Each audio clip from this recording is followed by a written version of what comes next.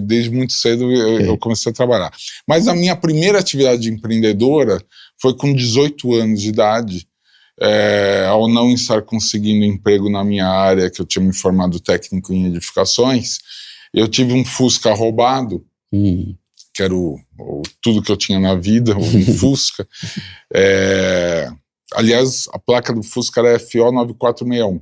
Caramba, você lembra ainda? Então, por isso que eu falei a placa.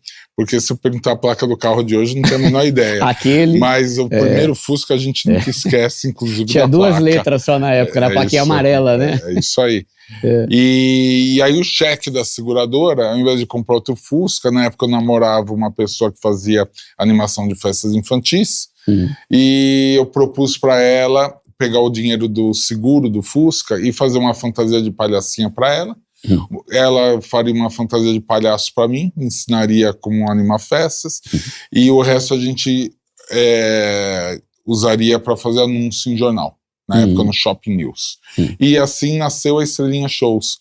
Foi uma empresa que começou com 18, eu comecei com 18 anos de idade. Rapidamente eu vi que não adiantava só eu ficar fazendo festa, eu precisava escalar aquilo. Aí eu comecei a contratar gente para fazer festa e poder fazer uma quantidade muito maior. Fiquei dos 18 até os 22, 23 anos, fiz mais de 4.000 festas. Caramba!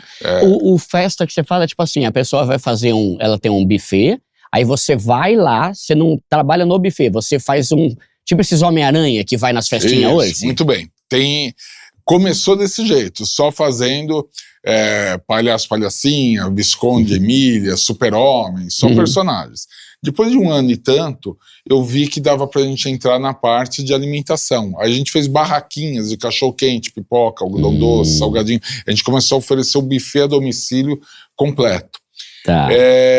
Depois disso, eu tive uma adega de bebidas, né, que eu peguei uma época muito interessante, porque foi uma época de escassez de cerveja, refrigerante, então isso foi uma adega pequena, mas que tinha muita repercussão numa área extensa de São Paulo. Tá. Depois montei um mercadinho super pequeno, tinha 100 metros quadrados. Mas ao mesmo tempo das outras coisas, ou você ia fechando um e abrindo outro? A adega, ela veio concomitante ao buffet, tá. Mas depois eu parei de cuidar do buffet e comecei só a adega, depois o mercado veio junto com a adega. Tá. Depois, junto com o mercado, em 1991, numa parceria com um vendedor da Brahma que me atendia, eu vi que ele fazia uma rota para os clientes dele e à tarde ele sempre ficava livre. Como ele tinha uma Kombi velha e eu tinha todas as compras, eu comprava cavalinho, velho barreiro, 51, arroz, feijão, sal, tudo que os botecos lá utilizavam. O nome dele era Levi. Eu falei, Levi, vamos fazer uma sociedade informal? Eu compro, administro e você vende e entrega. E assim nasceu um atacado absolutamente informal, que começou literalmente do zero e que 10 anos depois tinha 600 funcionários. Caramba! Sendo 300 vendedores externos, 300 funcionários internos. A gente tinha um CD muito grande em Guarulhos, tinha mais um em Santa Bárbara do Oeste, tinha uma loja de autosserviço na Marginal Tietê, na Ponte da Vila Guilherme.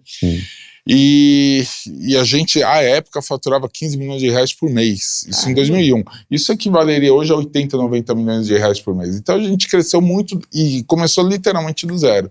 E aí, no início de 2002, eu tive o maior privilégio que um empresário pode ter, que é... Quebrar. Vai, Duda. Quebrar?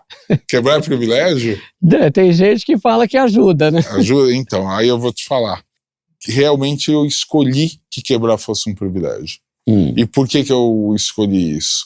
Porque se eu focasse nas coisas materiais, eu estaria talvez na cama até hoje. Se eu focasse nos problemas jurídicos, idem. Só que eu procurei focar no aprendizado. Então quando você foca no aprendizado, a palavra privilégio faz todo sentido. Porque o que você aprende nesse processo vale mais do que 10 MBAs. É muita coisa que você aprende, inclusive sobre relações humanas, sobre relações comerciais, sobre valores que as pessoas têm ou não têm, ou enfim, que são diferentes. E eu também entendi que quando você tem um insucesso na vida, é muito mais cômodo você ir para a janela e apontar o dedo para os culpados. E você, normalmente eu poderia falar que o problema foram as taxas de juros que eram estratosféricas, eu poderia falar que o problema são os impostos que são altos demais, que o problema é a concorrência desleal, que o problema é uma quadrilha que tinha dentro da empresa que roubou. Tudo isso que eu estou falando são verdades. Ocorre que se eu escolhesse ir para a janela e apontar o dedo, eu até me sentiria melhor, mas eu seguramente não aprenderia nada com isso. Apenas me sentiria menos idiota. Eu resolvi fazer outra coisa, resolvi ir para o espelho. E ir para o espelho e fazer reflexões do que eu poderia ter feito diferente para evitar aquela situação. Que lições que eu poderia ter de tudo aquilo que estava acontecendo comigo. E quando eu comecei a fazer isso, começou a me dar um sentimento incômodo de culpa. Porque quando você vai para o espelho e enfrentar a realidade, você começa a falar, caramba, eu fiz isso e aconteceu aquilo. E aí eu aprendi uma outra coisa muito importante na minha vida, diferenciar culpa de responsabilidade. Eu não posso me sentir culpado se quando eu tomei a decisão, eu estava tentando acertar. Eu não tomei a decisão para errar, eu não tomei a decisão para quebrar, eu tomei a decisão para dar certo. Se o resultado da decisão deu errado, eu não posso me sentir culpado, mas eu tenho que me sentir responsável. Então... E tem muita gente que se perde nisso, né? Exatamente. De ficar se culpando o resto da vida e não vai mais pra frente. Exatamente. Aí eu fui carinhoso comigo mesmo o suficiente para falar, pô, fica tranquilo que você não é culpado pelo que aconteceu, mas você é responsável pelo que aconteceu e você não vai fugir da sua responsabilidade. Então, esse sentimento, na verdade, empodera a gente, porque a gente fica ao mesmo tempo que se dá um voto de confiança no sentido de que você não fez a coisa para errar, por outro lado, você não foge das consequências do ato que você teve. E isso se revelou particularmente muito... Interessante isso que você está falando, hein?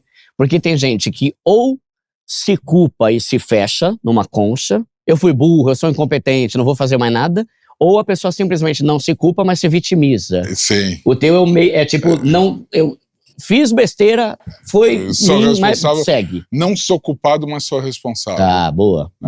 E eu poderia colocar a culpa no mundo, mas eu não vou fazer isso. Eu vou colocar a reflexão sobre as minhas atitudes, porque é daí que eu parto para algum lugar melhor. E entre essas reflexões, por exemplo, surgiu a ideia de que eu terminei o segundo grau em 1984 na Escola Técnica Federal de São Paulo e eu decidi assim, chega, eu não quero mais estudar, eu quero trabalhar. Isso com 18 anos de idade, quando eu terminei o 4º ano de edificações. E eu nem prestei vestibular nenhum. Você foi para edificações, não tem nada a ver, né? Então, porque eu queria fugir do comércio. Você te cansou? Não, porque eu via meu pai tão preocupado com cliente que dava um calote, não sei o que. Eu falei, não, o comércio é muito... Queria ir pra engenharia. Eu queria fugir, Mas engraçado, né, que como eu nasci nesse negócio, mesmo quando eu pensava em ir pra engenharia, na verdade eu me via mais como dono de uma consultora. Tá no sangue, porque né? Tá na mentalidade que você acaba fazendo. Mas o que aconteceu? Eu fiz estágio na Rede Ferroviária Federal, e eu fui procurar emprego em consultoras. Nos testes técnicos eu gabaritava, eu ia muito bem, porque o curso da Escola Técnica Federal é muito bom, é um top.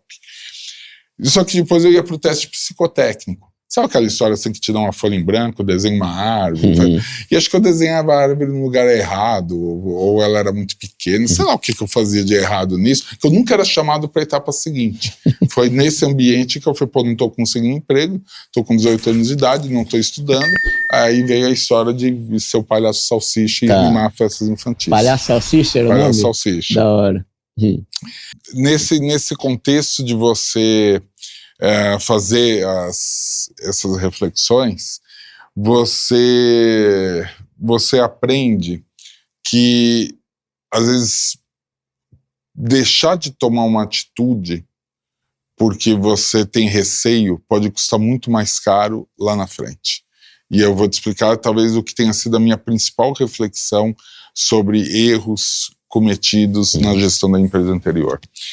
A empresa cresceu rápido demais, e aí eu sempre tive a cabeça de tudo que sobrava eu reinvestia na empresa, ia tocando a empresa de forma bastante pujante. Por isso que em 10 anos ela saiu do 0 para 600 funcionários. Só que nesse crescimento rápido demais, a hora que veio a história de a taxa de juros na época lá do Fernando Henrique, subiu de 15% para 45%, teve um monte de problema, a gente começou a ter prejuízo, porque a gente era endividado, começou a não conseguir mais pagar os juros, e veio a sugestão lá da interna que a gente deveria diminuir de tamanho. E eu falei, não, eu não empreendi a minha vida, na época eu estava com 30 e tantos anos, eu não empreendi até aqui para demitir uma pessoa que não tem nada a ver com isso. Se eu cometi um erro lá atrás, eu não vou pôr a culpa nas pessoas, as pessoas perdendo emprego. Porque a responsabilidade do empreendedor é manter emprego ou criar emprego. A minha cabeça sempre foi muito clara nesse sentido. Então, tinha 600 pessoas, a recomendação era demitir pelo menos lá umas 120 pessoas, uns 20% do quadro, e eu me recusei a fazer isso. E logo depois, com a empresa falindo, ao invés de demitir 120, eu demiti 600 pessoas. E aí eu aprendi na vida que, às vezes, por mais que seja duro uma atitude que você tem que tomar, você tem que tomar pensando em quem você preserva, e não em quem você está, infelizmente, fazendo perder o emprego. Então, é muito legítimo pensar nos 120 que perderiam o emprego, mas muito mais legítimo ainda é pensar nos 480 que teriam emprego preservado.